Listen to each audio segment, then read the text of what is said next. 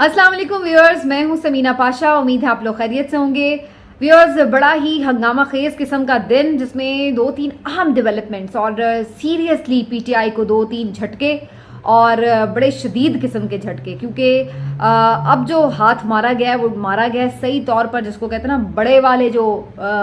Figures हैं उनके ऊपर बड़ी विकटें उड़ाने की कोशिश की गई है और उसमें कुछ कामयाबी भी मिली। अब वो जिस तरह की भी थी, जैसी तैसी भी थी, फाउल प्ले था या कोई उसमें डंडी मारी गई है, अंपायर ने गलत फैसला दिया, वो सारी अपनी जगह कहानियां और शुकूक शुबहात तो बहरहाल मौजूद हैं।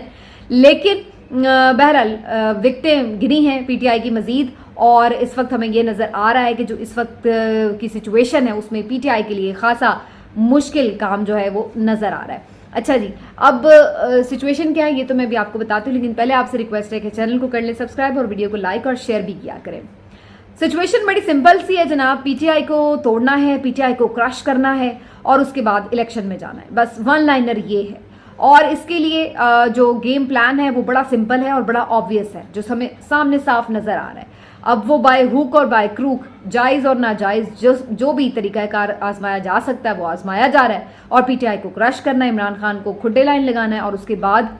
इलेक्शन में जाना है। क्योंकि इलेक्शन डिले करने का कोई फिलहाल नज़र नहीं आ रहा कि किस तरह से डिले होंगे। इकोनॉमी की जो सूरत हाल है उसको भी देखते हुए ओवरऑल भी एक वर्ल्ड का प्रेशर होगा और आईनी मुद्दत भी 5 साल में मुकम्मल हो जाएगी, तो कोई बहाना समझ नहीं आ रहा कि क्या ऐसा तराशा जाएगा। तो बुनियादी तौर पर लग रहा है कि जनाब ये इलेक्शन तो कराने पड़ेंगे, और ये इसलिए भी इलेक्शन अब करवाना चाहते हैं ताकि अगले 5 साल के लिए फौरी तौर पर गवर्नमेंट बन जाए। क्योंकि अगर ये लेट हुआ तो फिर मुस्तकिल एक प्रेशर ऊपर रहेगा, 4 महीने बाद भी रहेगा, 6 महीने बाद भी रहेगा, और फिर ये खतरा भी रहेगा कि 4 महीने या 6 महीने बाद कहीं दोबारा इमरान खान को ना लाना पड़ जाए। तो इसलिए कोशिश ये कि फौरी ये काम किया जाए और फौरी अगली हुकूमत बन जाए, ताकि फिर अगली किसी हुकूमत के लिए इमरान खान को मजीद 5 साल इंतजार करना पड़े। तो इसलिए भी ये इलेक्शन आप खुद भी करवाना चाहते हैं, और उसके लिए 2-3 अब इंडिकेटर्स बड़े वाजे नजर आ रहे हैं जो आपको मैं बता रही हूँ, कि जिसकी वजह से मुझे ये नजर आ रहा है कि इलेक्शन अब ये अक्टूबर में करवाएंगे।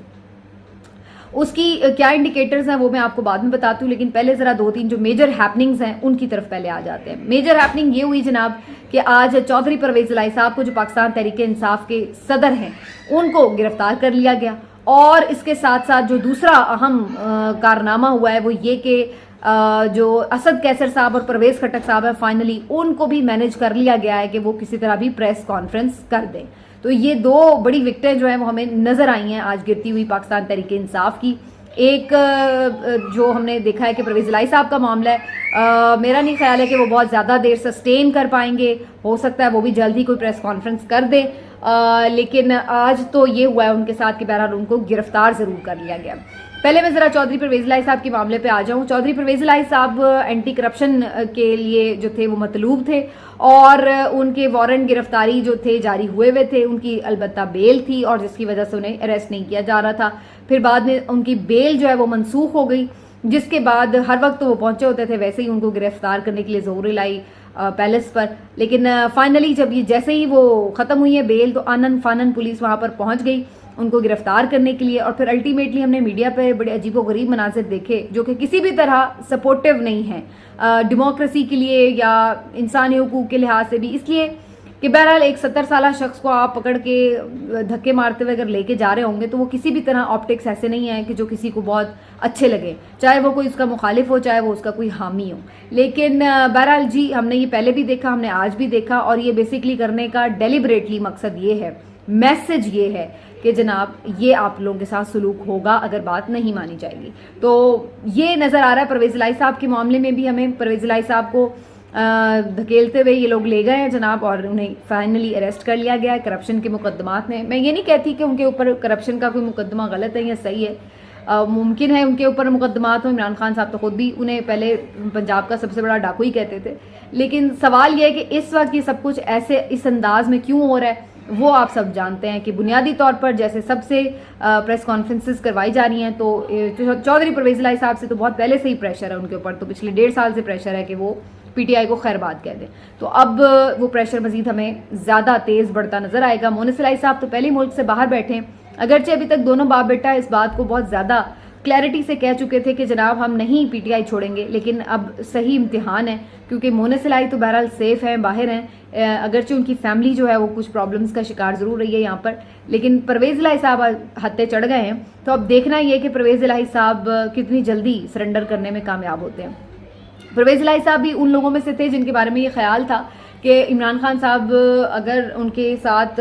उन्हें अच्छी स्पेस देते हैं तो इमरान खान के इस्टेब्लिशमेंट के साथ मामला तय करवाने में शायद परवेज़ इलाही साहब कोई अच्छा किरदार अदा कर सकेंगे। लेकिन हकीकत इसके बरक्स है कि उनका अपना ही जो मामलात हैं वो इस्टेब्लिशमेंट के साथ इस हद तक ख़राब है इस वक्त कि उन्हें इस अंदाज से गिरफ्तार किया गया है। और उसके बाद ये कि अब वो कितनी देर सरेंडर नहीं करेंगे ये देखना होगा, लेकिन मेरा अपना अंदाज़ा ये है कि शायद वो बहुत देर तक सस्टेन ना कर पाएँ। एक बात। दूसरी बात ये कि जनाब जो इमरान खान साहब ने खिताब किया बड़ा इंटरेस्टिंग था, और उन्होंने इस किताब में बताया कि जनाब असद कैसर साहब और परवेज़ खटक साहब ये दो लोग जो हैं वो मुज़ाकरात के लिए, मामला तय करने के लिए कुछ पैगामात लेकर स्पेशल और मैंडेट के साथ गए हैं बातचीत करने के लिए। लेकिन इमरान खान साहब का ये कहना था कि उन्हें सेफ हाउस में रख लिया गया एजेंसीज की तरफ से और उनको यरगमाल बना लिया गया, उनको आज़ाद नहीं किया जा रहा है, उनको कैद कर लिया गया है और उनके ऊपर भी प्रेशर वही है जो बाकी सब लोगों के ऊपर डाला जा रहा है, यानी कि आप एक प्रेस कॉन्फ्रेंस करें, पीटीआई को छोड़ें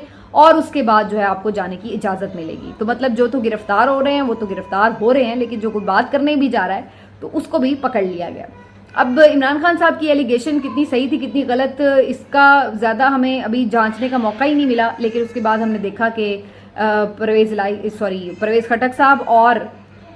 असद कैसर साहब जो हैं वो एक प्रेस कॉन्फ्रेंस करते हैं, बहुत ही मुख्तसर किस्म की प्रेस कॉन्फ्रेंस, जिसमें वो ये ऐलान करते हैं कि जी हम पीटीआई के तमाम ओहदे छोड़े हैं और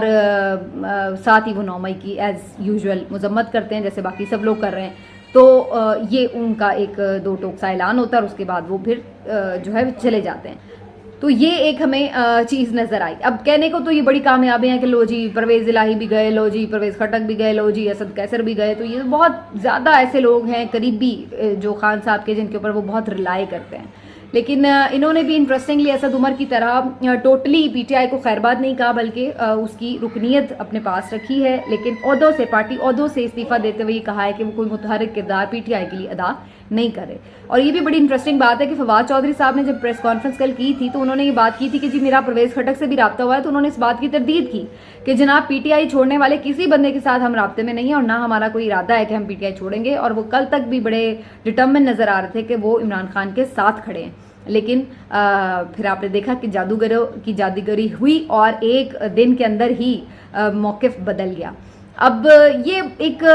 इसलिए भी बड़ा अनफॉर्चुनेट है देखना कि आमतौर पर यानी जो हम देखते हैं कि ममालिक में भी आपस में कोई दुश्मन होते हैं या कोई पुराने ज़माने में भी लोग जंगें जब आपस में लड़ा करते थे तो तब भी जो मैसेंजर्स होते थे जो कि पैगामात लेके जाते थे, भले दुश्मन मुल्क से ही आते थे, तो उनको बहरहाल एक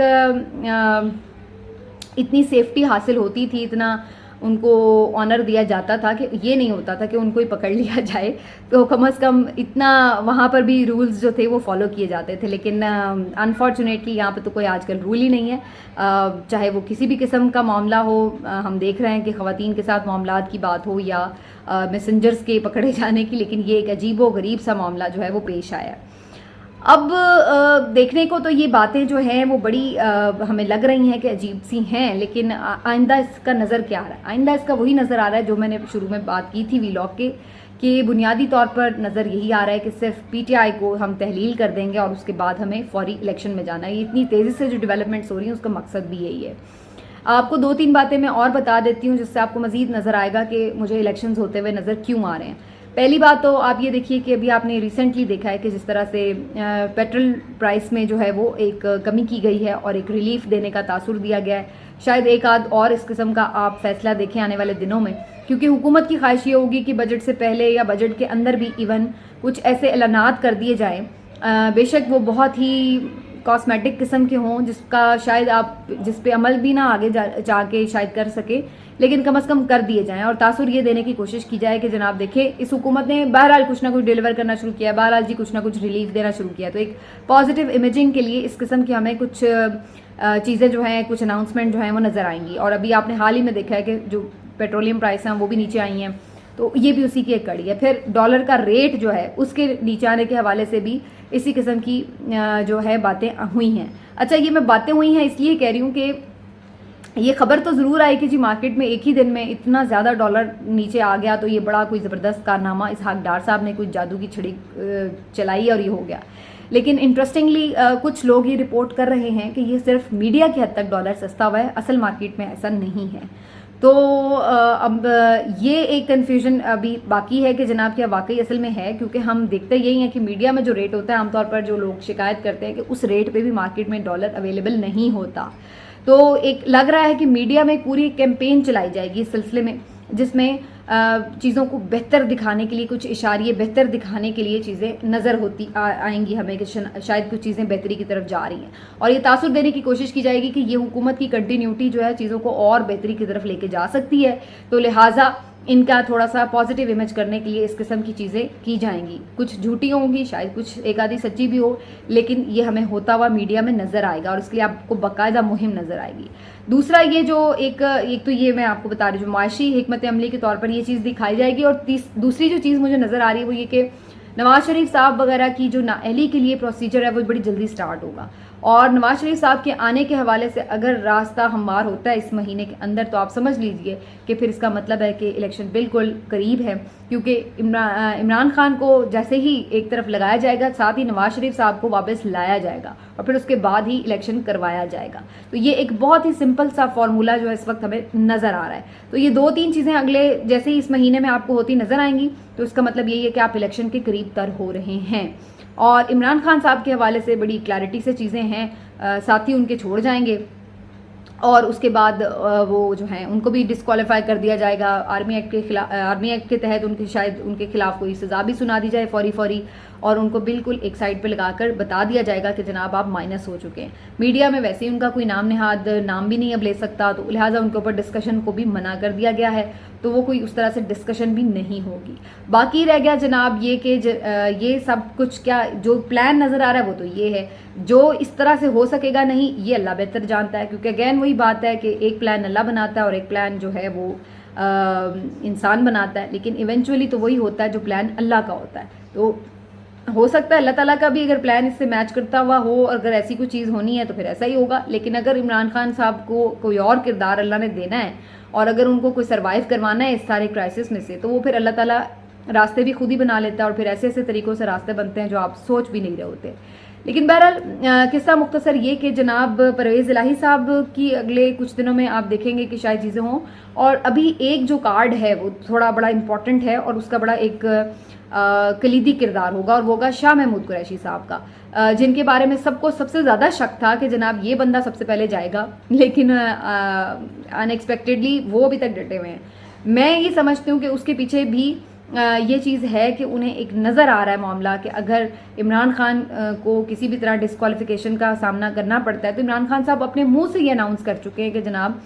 जो शाह महमूद हैं वो पार्टी को देखेंगे। तो फिर इस मामले में इसलिए उन्हें पार्टी छोड़ने की ज़रूरत नहीं है। अगर कोई ऐसी सिचुएशन आई तो ऑटोमेटिकली पार्टी उन्हें ही मिल जाएगी उसकी बागडोर, तो उन्हें क्या ज़रूरत है वो छोड़ के कोई नई पार्टी बनाएं या किसी नई पार्टी में जाएं। तो उनको तो बनी बनाई पार्टी मिलेगी और उसकी बैक भी हो सकती है उनके साथ। क्यों? क्योंकि इमरान खान की अगर नज़रियाती सपोर्ट उनके साथ होगी, अगर इमरान खान नाअहल होते हुए ये बात कहते हैं कि जनाब मैं तो नाअहल हो गया हूँ लेकिन शाह महमूद देख रहे हैं इस मामले को, तो फिर ऑटोमेटिकली जो इमरान खान का वोटर है वो फिर शाह महमूद कुरैशी की तरफ माइल होगा कि शायद ये लोग पावर में आएंगे तो इमरान खान के लिए कोई रास्ता बनाएंगे। तो इसलिए शाह महमूद भी इस चीज़ को अंडरस्टैंड करते हैं और इसलिए वो कोई पब्लिकली आके कोई ऐसी अनाउंसमेंट नहीं करेंगे कि भाई मैं इस तरह। और मेरा ख्याल है कि बहुत सारे जगहों पर भी ये मामला अंडर डिस्कशन है, इसलिए शाह महमूद कुरैशी साहब के लिए अभी तक शायद उस तरह ज़िंदगी तंग नहीं है, उस तरह जिस तरह शायद बाकी लोगों के लिए प्रेस कॉन्फ्रेंस के लिए माहौल बनाया गया है। तो ये जनाब कुछ चीज़ें नज़र आ रही हैं, देखते हैं आने वाले दिनों में क्या होता है। मिलते हैं आपसे अगले वीडियो में, अपना ख्याल रखिए, अल्लाह हाफ़िज़।